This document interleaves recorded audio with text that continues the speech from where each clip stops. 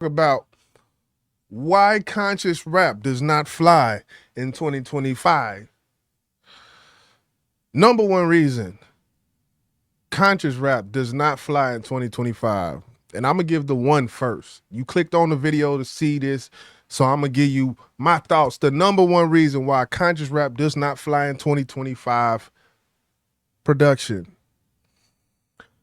goes down to production, the beats that are chosen by the conscious rappers. The beats that are chosen. Now, to dive into this a little bit more, I think it's no secret when it comes to rappers who are more conscious that they tend, well, let me not say they. Okay, okay, I cut the shit. Let me do this. I'll include myself. We tend to choose production beats that aren't the stat quo of the culture. Stat quo of the culture, what I mean by that is, hi-hat, 808, snare, sample in some instances, piano beats,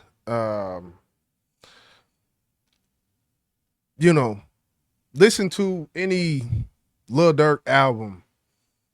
Listen to Metro Boomin, London on the Track, Southside.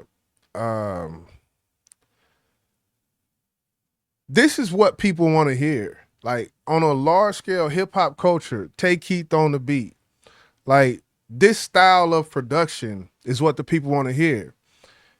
And people who do have a purpose and do have something behind some substance that you can take with you, 9 times out of 10, they're not going to choose the stat quo for production.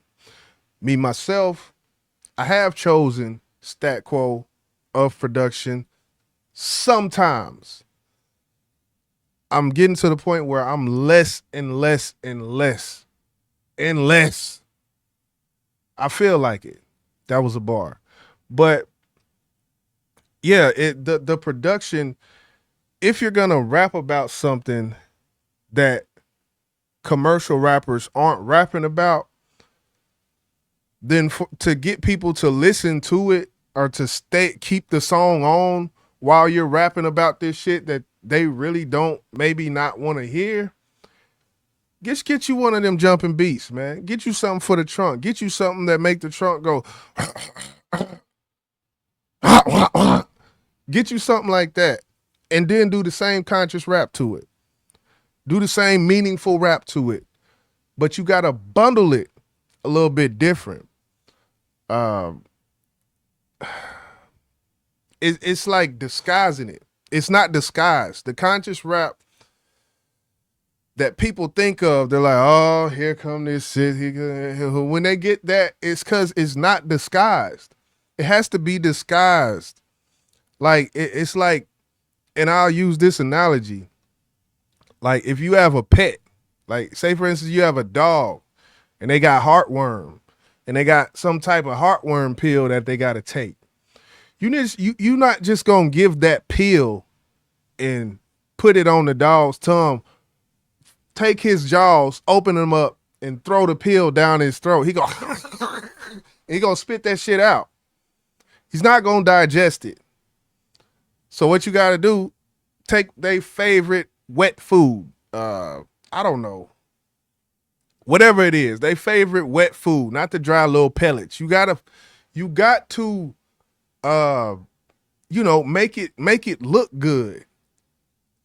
So you can get that message to the person that you're trying to get to them. Even if they hate the fucking song still. That pill you trying to feed somebody, you got to put it in between some ravioli mix or whatever dog food. I don't like dogs, so I don't have a dog. So I don't know. But whatever the best dog food is, canine, whatever. You got to stuff that pill in the middle of that, and they're going to go sop it up. They're going to go sop it up. It's the same thing with conscious rap, man. You have to it has to be fed properly. Um, just to keep this this next one may be controversial of why conscious rap doesn't fly in 2025. This one may be a little bit more controversial because it deals with the culture as a whole. Hate to say it. Who we are as a people, what we like as a people, as a whole, on the masses scale, on the commercial scale, what we want to hear. History, the Billboard charts, ASCAP, uh, all of these analytics that analyze what music consumers are listening to, all of these tools that there are out here, they will tell you the pulse of the culture. They will not only tell you the pulse of the culture, black culture, but they will tell you the pulse of the culture of the United States as well.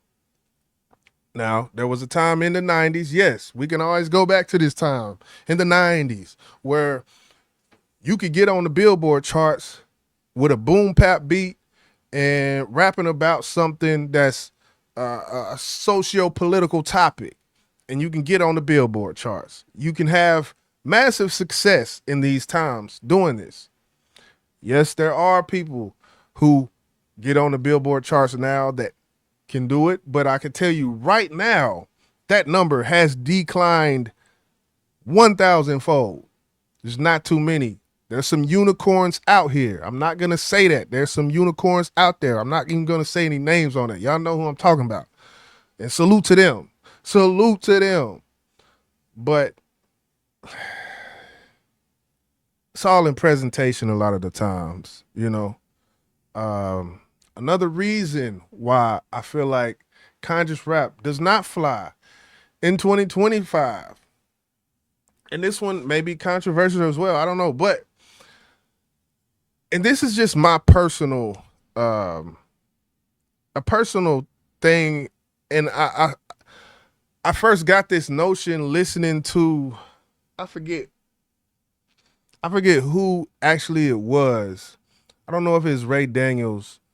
I can't remember exactly, but they were basically talking about how a lot of people don't like conscious rap because the people who are rapping come off as conceited, and my mind was blown to say they come off as like they're saying things that make the audience feel like, oh, this person rapping right here thinks he's better than me, type, so, something like that. And I thought that was very interesting. I had never heard it broken down like that. But in a sense, I can kind of maybe see that. As for the audience maybe feeling like, oh, he knows it all. He's, you know, he thinks he's, who is he? Who is he to sit and talk about society's ills and talk about this, and who is he? Why can't he just, just come on and have fun? Like, why are you so serious? Why are you, and I can get that. I think that may be not the reason for the majority of people who don't like conscious rap. I think honestly the production and the culture as a whole, and I think that's more to do with it. But I do think there may be a small population of people who do feel like that when it comes to conscious rappers. Like who are you? You know, you're no better than us. Like look at you. Look your video has this many views. Look at you. You ain't getting no money. You ain't fucking no bitches. What kind of car you got? Like, so I think that may play a part as well. It's really goofy to me. But I think the death of, and I hate to say the death of anything. Let me not say that. I think the decline in popularity of conscious rap, there's a lot of different reasons. I think the decline in the popularity of neo soul and the decline in popularity of conscious rap kind of go hand in hand. I'm not gonna lie.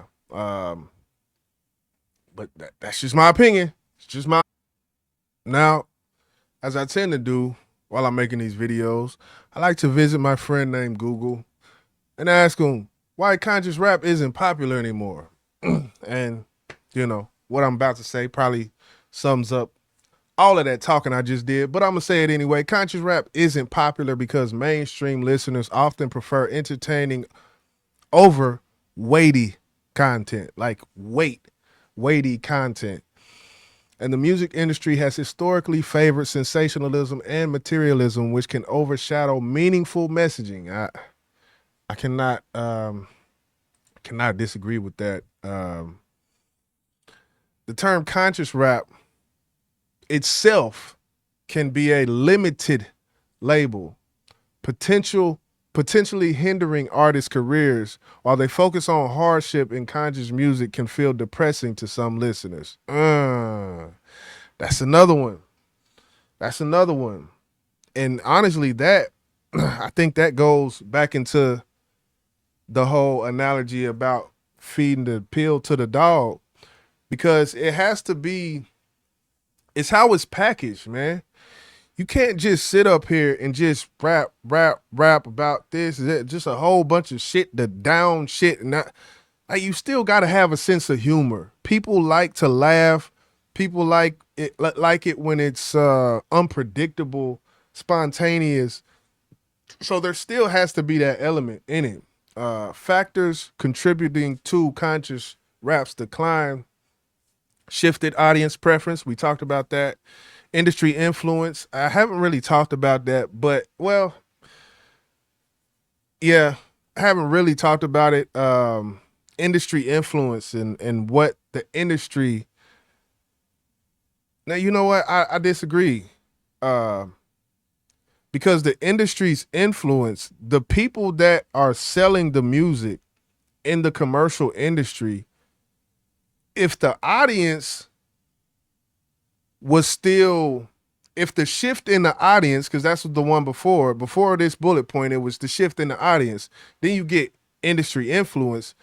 The industry influence, they're about dollars. So if the audience of the music, if the preference of the audience shift, then the music industry is fickle. It's gonna shift with the preference of the audience. So they put those as two different bullet points, but it's really the same thing. They just focus on negativity. Conscious rap often focuses on themes of hardship, poverty, and struggle, which can feel depressing to some.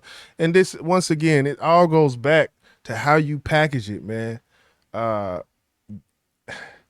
There's been songs, I'm not gonna bring up my catalog too much, but I'll just say this: there's a way to do it without focusing on negativity. You can be a conscious rapper and not be negative.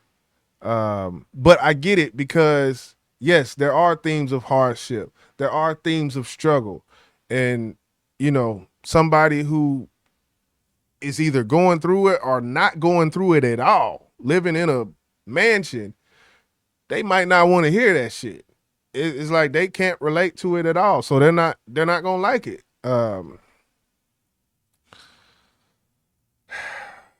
Competition with sensationalism.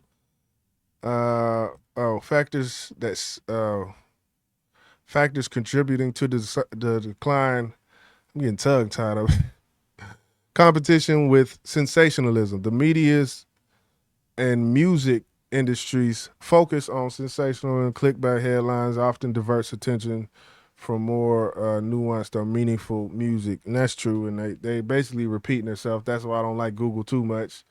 But yeah, that was my little Google dive. That was the least. I'm not finna do that. I don't like doing that too much, but thought that would be interesting, man. So, I mean, there you have it. Why conscious rap doesn't fly in 2025. It doesn't fly because of the culture. Because of the culture and because of how it's being done. That's a simple answer. This video could have been 5 seconds, but I made it 15. I'm out.